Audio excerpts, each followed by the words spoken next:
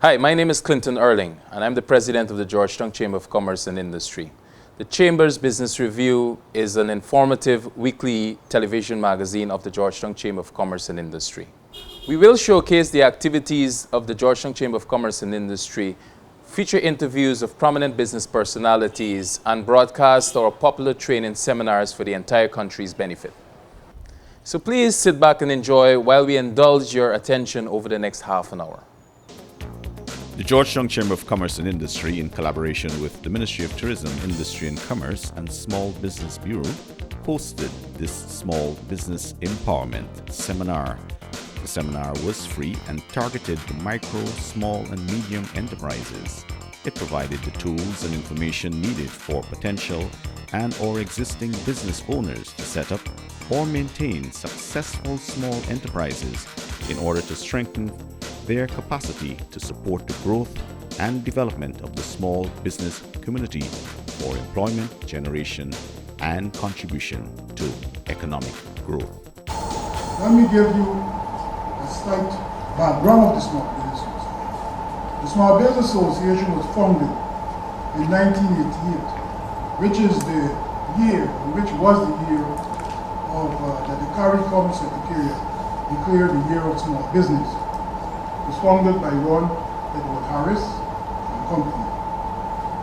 Now, the main objective of the Small Business Association since that time was to bring into the fold of the formal economy the small business operators. At that time, many of you might be too young to know, but most of, and I don't think the situation has changed very much now, most of the small businesses operated in what was called the parallel economy. People were retrenched. There was not any foreign exchange easily available and so on. And this country depended on people you call traders, or they were really smugglers who were feeding, clothing, and housing this nation at that time. The people who formulated the Small Business Association recognized the need to bring these people within the fold of the formal economy and regulate the sector. And they started the Small Business Association. The Small Business Association was incorporated as a not-for-profit institution in 1992. It's an NG. The main objective, as I explained, is bringing the small business people into the fold of the formal economy. At an early stage, it was recognized that there was a need for a Small Business Act. The Small Business Act, I must make very clear, is a child or a product of the Small Business Association. In this effort to regulate the sector, we saw the need for the Small Business Act. And they say you must give Jack his jacket, but in this case you have to give Jack Dio his jacket. Because we at the Small Business Association spoke to several presidents before. None of them showed any interest in this Small Business Act. But Mr. Jabio, right in this building here, in his very first retreat in 1999, after he became president, his retreat with his private sector, we were invited, we made a presentation. One of the items he presented was the need for a Small Business Act. And of all the things, he recognized as the most important thing that we would say. And he said, listen, there is a need for a Small Business Act. Mr. Zephyr, why don't you produce the first draft? Now, we accepted that challenge, and we had the first draft on his desk in less than a month. Why? Because we had to act all the time, and nobody was listening. Now, this act brings into being or gives birth to three entities: the Small Business Bureau, the Small Business Council, the Small Business Bureau, and the Small Business Development Fund. Thank you, Mr. Zafar. You know, one of the key things, a lot of us sometimes wait for government or public sector to do things for the private sector, but as Mrs. Zafar said, in the P3 initiative, the public-private partnership is key components as we look at improving whether it's tax regulations, whether it's policies, whether it's financing. It's the private sector that has to initiate those initiatives. And, you know, it's our job to push the public officials, some of them here today, to work closely with us to enable small businesses and business as a whole to do better. So our next presenter is a well-known individual, an expert in public management, been around the industry for quite a while, served at the Guyana Manufacturing Association, CEO of the Small Business Council, is a member of the Tourism Board, he's a member of the Go Invest Board. So quite knowledgeable of the integrated approach to the business environment in our nation. And his presentation, and as part of the Ministry of Commerce and Industry and Tourism, sometimes we forget that the Ministry of Tourism includes industry and commerce. And the small business arena is part of that commerce aspect of the ministry. And Mr. Cummings will describe what his organization can do for us. I will talk to you today Small Business Bureau, its role and in supporting the growth and sustainability of micro and small enterprises. The Bureau functions as the Secretariat of the Small Business Council.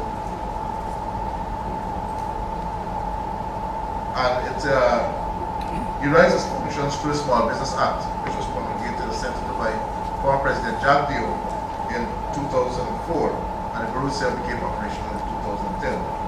The Act really provides for an incentive regime and support program for small businesses, the establishment of the Small Business Council, which is chaired by Mr. Pasha, the Small Business Bureau, and the Small Business Development Fund, and matters connected to small business development.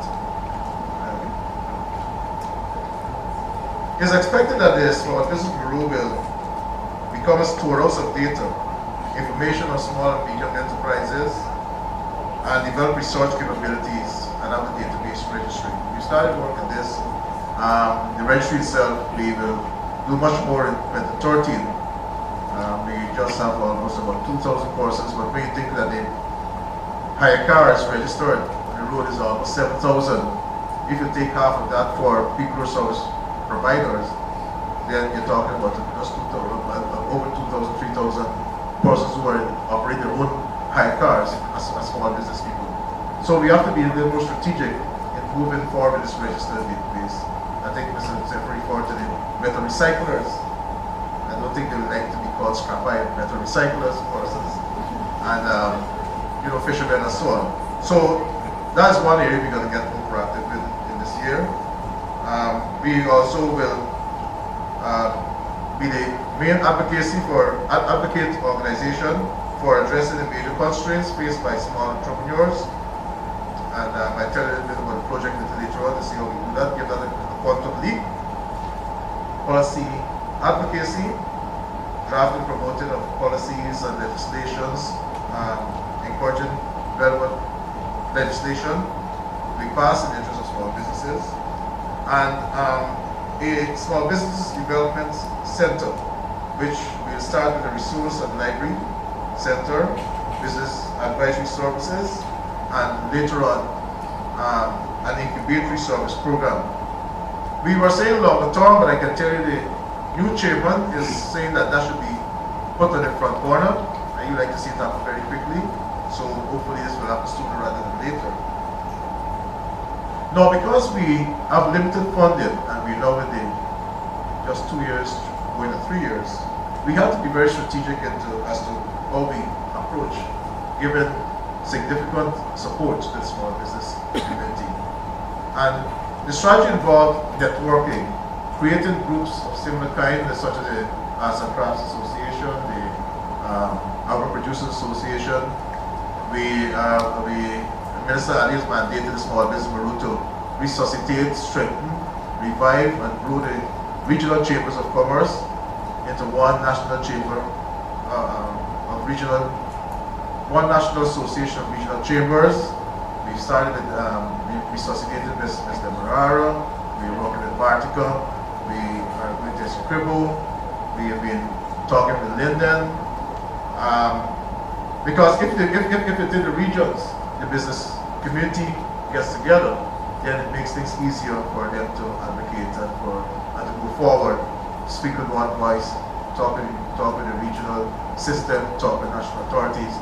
And you might have noticed Ms. Demerara Chamber, talking about the Demerara Harbor Bridge. And I'm sure their voices have been heard. So the strategy is to work with groups and associations within the small business community, and also with agencies that coordinate groups and associations. We work with ICA because they have the Rural Business Network and other similar agencies. And as the slide there says, we document and implement a process to quantify small businesses' share of government procurement. This is a biggie. I don't know if you know in this room, but the Small Business Act provides for small businesses being entitled to 20% of all government procurement. So if you look at the budget, you take it and you dissect what is government procurement.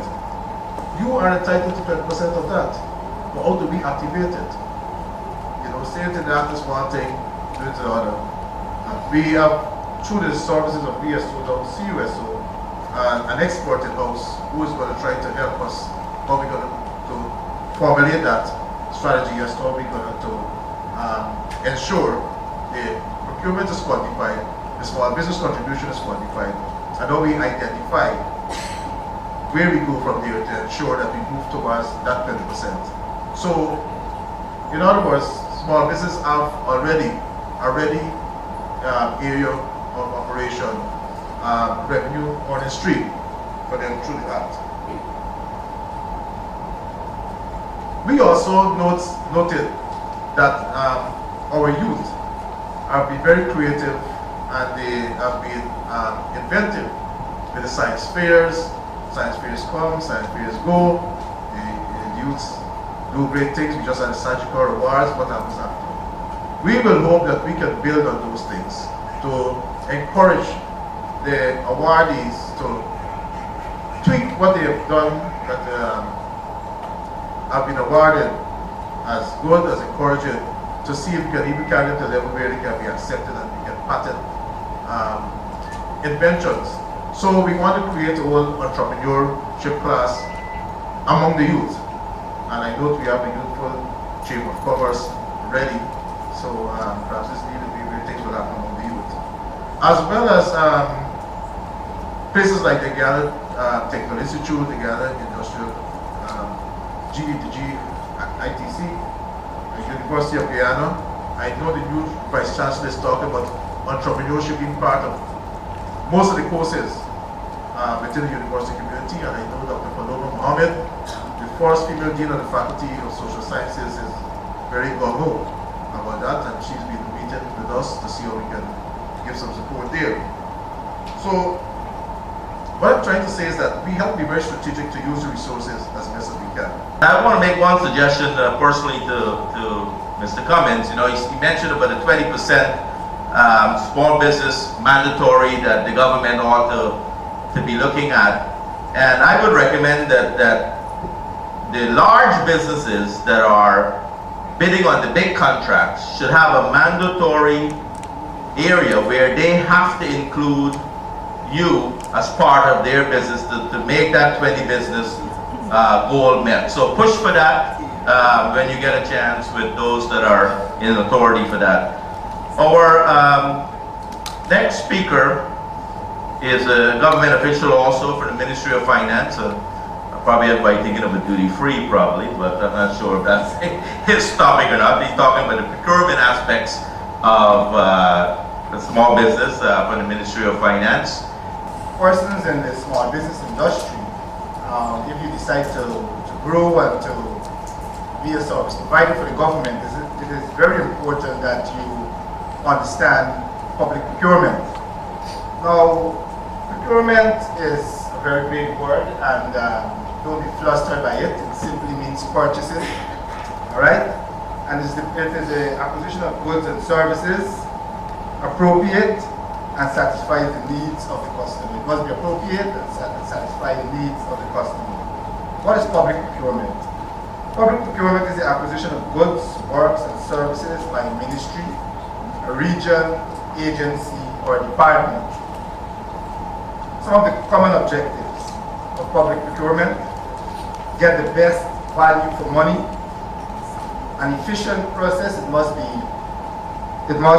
Timeliness is very important. It promotes competition. So if you decide to be a service provider for the government, you must be prepared for competition, okay? You just don't select you. You have to be part of the procurement process. Provide equal and non-discriminatory access and opportunity to all eligible suppliers, all right? So when you want to provide services, there should be no form of discrimination, whether you're Amerindian, African, or belongs to any political party. That is irrelevant to the procurement process. Ensure transparency and openness of decisions. Must have a built-in accountability. It means an agency, region must have a budget for spending. Reduce the scope of corruption and abuse. Develop domestic economy, and that is where the small business enterprise. Complement other public policies and be a model purchaser and employer. So these ministries, agents, department must be a model purchaser or employer. The service provider must feel free and happy to do business with these agencies. Some of the common features: they must have clear